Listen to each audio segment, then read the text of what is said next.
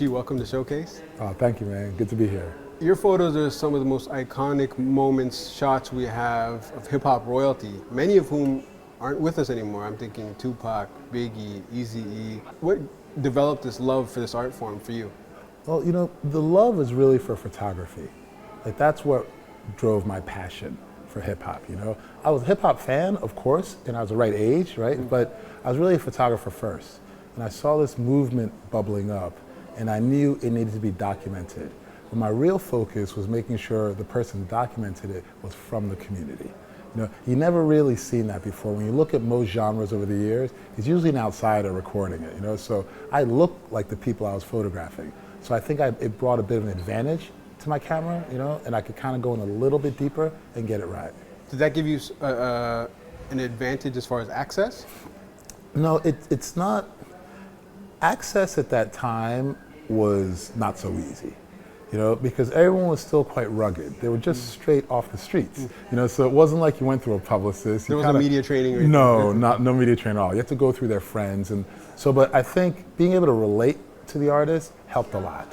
You know, I didn't grow up the same way they grew up, you know, but I still have a lot of empathy when I look at someone, and that's kind of what you see in my photographs. I didn't have to grow up like them to understand them, you know, and so having the empathy is really the trick, you know, and so I'm the college guy.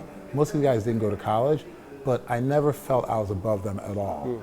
At best, I was equal and probably a little bit lower. You know, and so that was always my approach when I would come in. I knew the power of these geniuses. When you look at these guys and these women and what they did, a lot of them came from the gutter, you know, and it's remarkable. It was remarkable to me even then. You know, I was like, wow, like I had a good family, good home, and I'm in Nas's bedroom.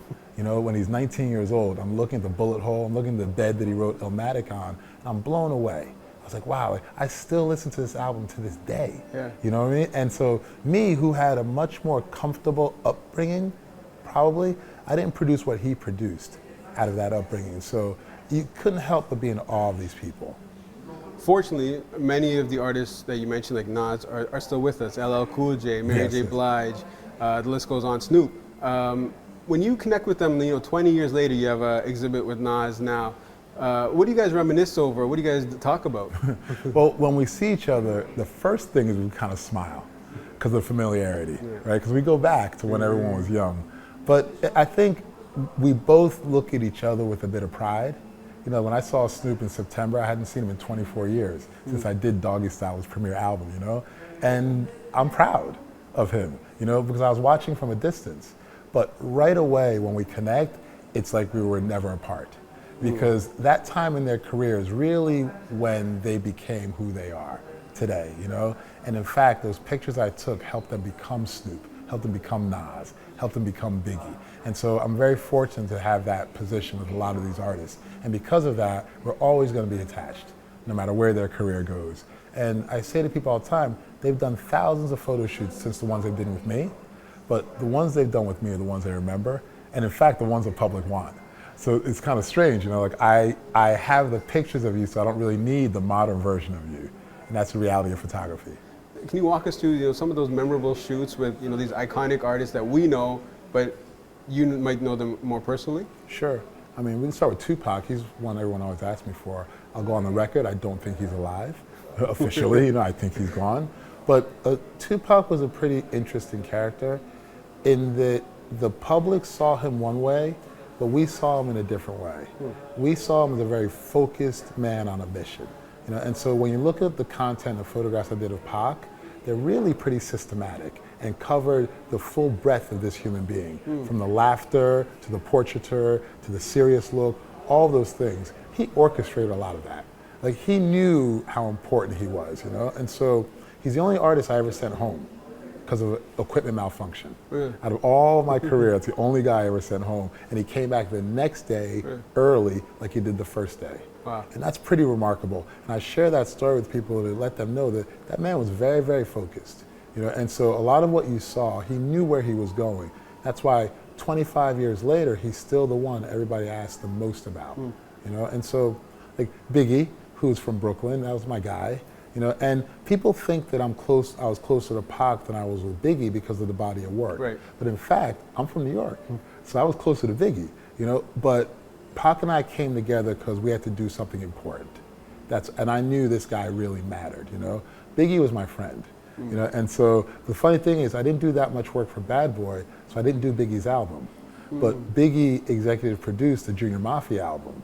So they said, Chi, you're gonna shoot that album. So I did the early Little Kim photos, the early Junior Mafia album, but that's kind of what our community was. And if you open both Biggie albums, there's a shout out to me in there, even though I didn't shoot either one. In the liner notes. In the liner notes, you know, so it's kind of, and it's funny because I didn't see the liner notes on his second album until after he died.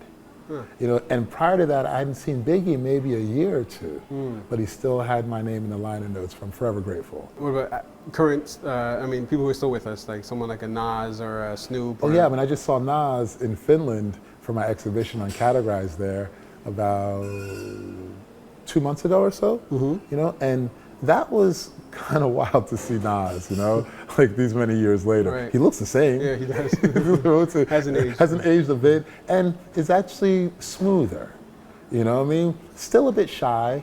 Nas is always semi-shy, you know, but with a microphone, absolute control of the stage, you know, and so, but it was nice to see him, and we actually got to talk about the picture in his bedroom, you know, and the Nintendo, and the Commodore 64, because his teacher told him he should learn how to code. Really? So he had a Commodore 64 computer. You know, I didn't know that. And fast forward, he's done so much stuff with Silicon Valley, right? It's hilarious now. But he actually said his teacher was right. He should have listened back then. He just wasn't ready, you know? But to see Nas, the businessman, to see Snoop, the businessman, RZA, the businessman, it's wild for me, you know? Because I remember when they were in the streets, you know, and to see them now become grown men, at times grandfathers, you know, they're changing the world. And they're showing young kids there's some other options for you, no matter where you come from.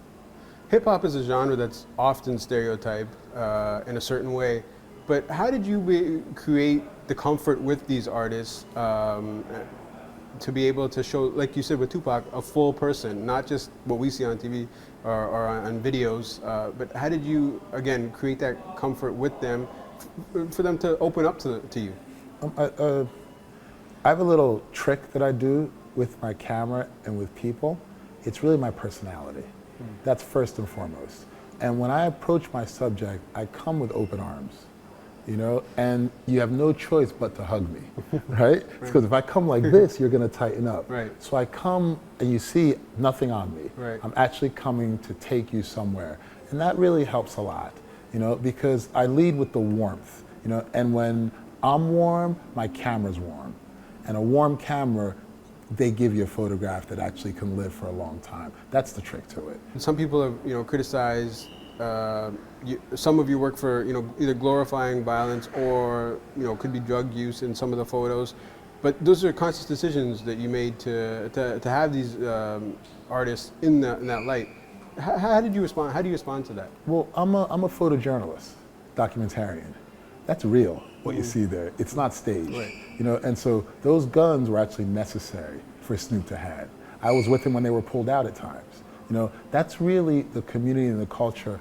And what I say to people, no one says a war photographer is glorifying war, right? So why are you saying a photographer shooting in the hood, which is damn near a war zone, is glorifying it? No, what we're doing, like the rappers, we're showing you the truth. You know, and you decide on whether you should be mad at Snoop or the society that has a 19-year-old needing a gun to survive. That's the bigger question. So I turn it right back on people. The really question is to you, why does he need a gun? You know, not to the guy that needs the gun. The question is, why does he need the gun? And that's what I try to show. Now you have an ongoing traveling show called Uncategorized. Yes. Tell us about that. Uncategorized was born in 2013. And the concept behind it was take the art to the people. Go around the museums, go around the gallery directors, the art directors, and take it right to the people. Because those were the blockers in our world. In between the first show to this show, I've moved all around the world. Bangkok, Thailand, Sao Paulo, Brazil, Rio, Berlin, Los Angeles, Oslo, Helsinki. I've been keeping it moving around the world because I want to stay true to that concept. Take the art to the people, you know? Don't make them come to you, go to them. Hip hop really is global. Oh, like you couldn't imagine. Thanks for joining us, Chi. Thank you for having me, brother.